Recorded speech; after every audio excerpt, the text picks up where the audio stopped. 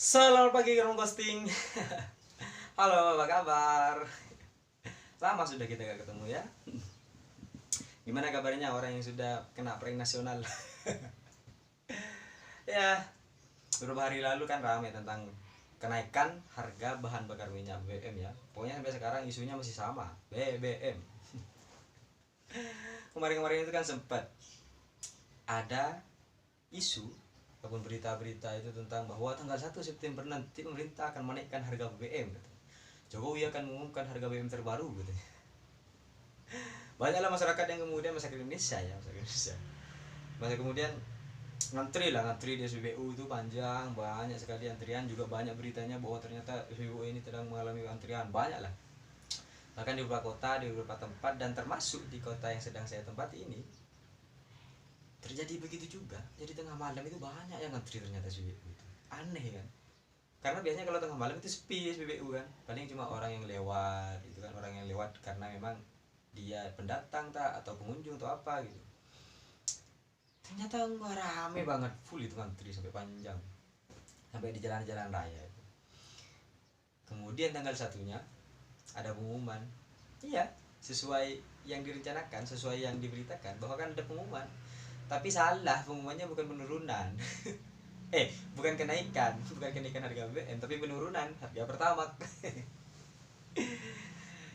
Setelah itu ramailah dibahas lagi, diberitakan lagi perihal ternyata yang naik itu gak ada yang naik, BBM itu gak ada yang naik, tapi turun, harga pertamanya turun gitu. Ya kena tipulah kita semua. Tapi setelah itu banyak kan, tetap ada demonstrasi karena sudah direncanakan demonstrasinya gitu. Tetap banyak demonstrasi terjadi di mana-mana tentang penolakan kenaikan harga BBM gitu. Juga banyak yang mengatakan, kemana sekarang Megawati sama Puan, dulu nangis-nangis gitu kan, sekarang kok malah ya senyum-senyum gitu. Setelah itu tetap banyak demonstrasi perihal kenaikan BBM, perihal rencana kenaikan BBM, dan ternyata kemarin ini beberapa hari yang lalu Jokowi benar-benar mengumumkan harga kenaikan BBM, Pertalite dan solar. naiklah harga itu. Yang awalnya 7.000 berapa, akhirnya naik dari 10.000 gitu kan. Sama begitu dengan solar, yang awalnya 5.000 jadi 6.000 berapa gitu. Kenaikannya itu akhirnya terus mendapat penolakan dari banyak kalangan, mulai dari mahasiswa, buruh, lah macam-macam lah. Penolakan itu akhirnya terjadilah demonstrasi, banyaklah demonstrasi yang terjadi. Bahkan juga sebentar lagi ataupun besok ataupun lusa juga bakal ada demonstrasi perihal kenaikan harga BBM. Nggak tahu demonstrasi ini bakal bakal terjadi sampai kapan juga nggak tahu. Tapi ada yang kemudian ingin, ya saya cerita sedikit ini sebenarnya. Jadi ceritanya kenapa kemudian harga BBM itu dinaikkan? Karena katanya subsidi yang kemudian diberikan oleh pemerintah itu tidak dinikmati oleh masyarakat menengah ke bawah atau masyarakat yang miskin gitu, tapi dinikmati oleh masyarakat menengah ke atas gitu, masyarakat yang sudah mampu, masyarakat yang sudah kaya gitu. Jadi 70% subsidi itu dinikmati oleh mereka gitu katanya. Akhirnya ya mau gak mau harus tetap kita pangkas subsidinya, kemudian harga BBM itu akan naik, dan pemerintah melakukan bantuan langsung tunai kepada masyarakat yang membutuhkan. Jadi apa-apa yang kemudian diberikan oleh pemerintah itu tepat sasaran gitu katanya kan. Ya saya cukup setuju sih. Ya kalau kemudian memang subsidi BBM itu dirasakan oleh masyarakat menengah ke atas, masyarakat yang sudah mampu, masyarakat yang sudah kaya, ya ngapain pemerintah ngebantuin mereka gitu kan? Ya gak apa-apa lah, biarin. Kan gitu sebenarnya. Tapi kenapa itu tetap ditolak dan dipermasalahkan? Karena gini, pemerintah ini kan buat kebijakan subsidi BBM gitu kan.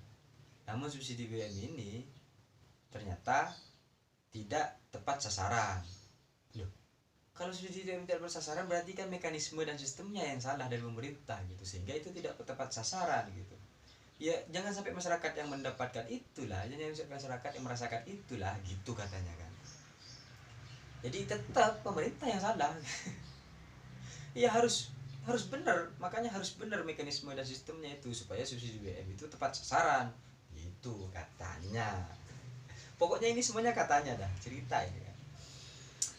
Tapi dari sisi ya gimana caranya mau subsidi BBM itu tepat sasaran? Masa ada orang ngisi, ada orang mau ngisi bensin, sampai orang kaya kayaknya, enggak sampai beli pertama aja gitu.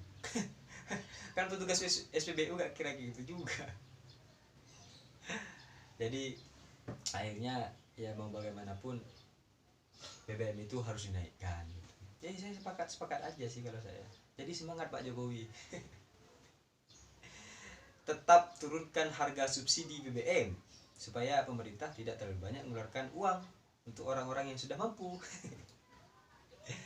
Jadi harga BBM itu kan, BBM yang ada di Indonesia itu kan tidak semuanya dari Indonesia gitu. Kita juga impor dari luar negara itu, dari luar negeri gitu.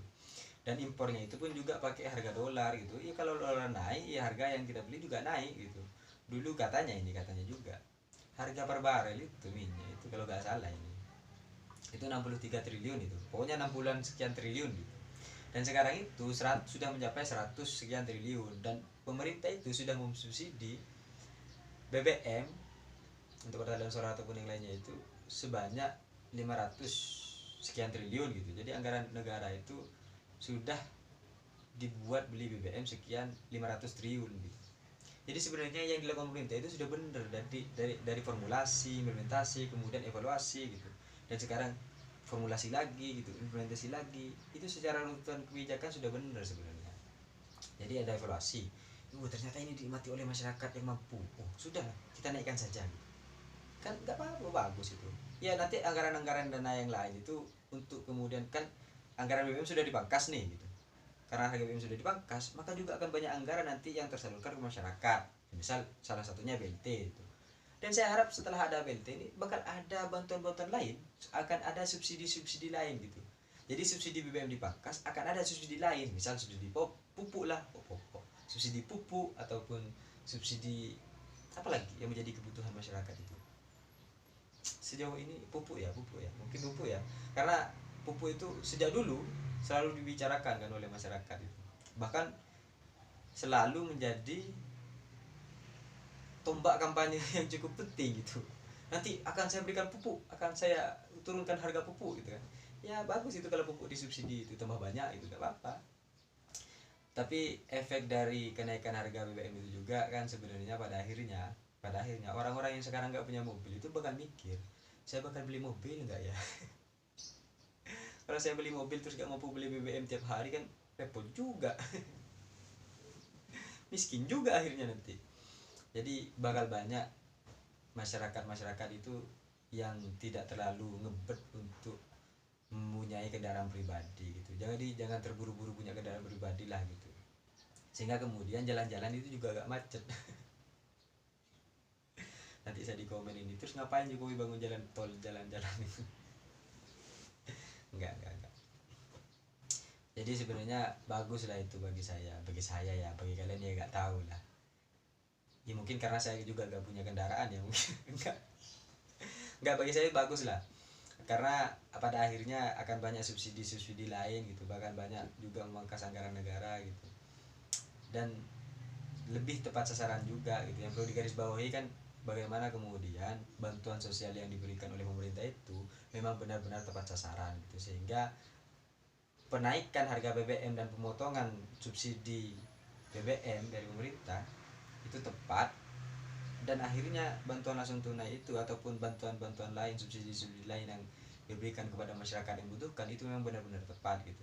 Yang perlu digarisbawahi kan perihal data siapa yang pantas dan siapa yang layak mendapatkan bantuan itu aja sih sebenarnya. Dan itu cukup ramai juga dibicarakan setelah pemerintah memberikan bantuan langsung tunai sekian triliun gitu.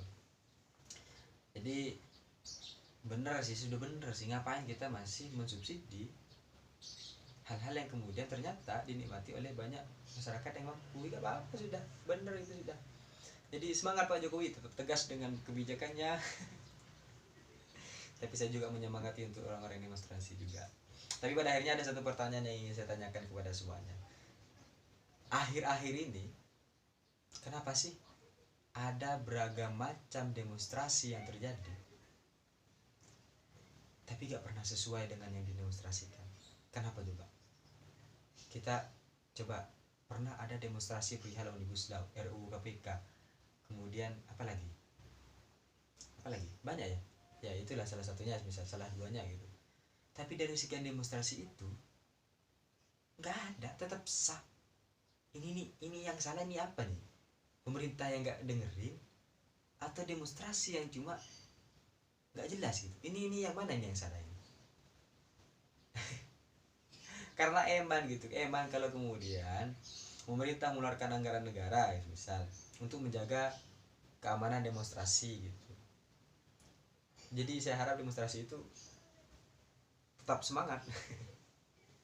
Maksudnya jangan sampai merusak fasilitas negara lah, karena ya kita boleh memang menyatakan pendapat di muka umum itu adalah hak gitu, nggak apa-apa gitu. Tapi kita juga punya kewajiban sebagai warga negara untuk menjaga negara kita sendiri gitu kan. Ya hak dan kewajiban itu sama-sama dipenuhi lah, sama-sama dilakukan lah. Jangan cuma minta hak tapi kewajibannya nggak dilakukan, kan gak enak juga gitu. Ya itulah perihal kebijakan BBM ya. Nanti cerita-cerita lagi.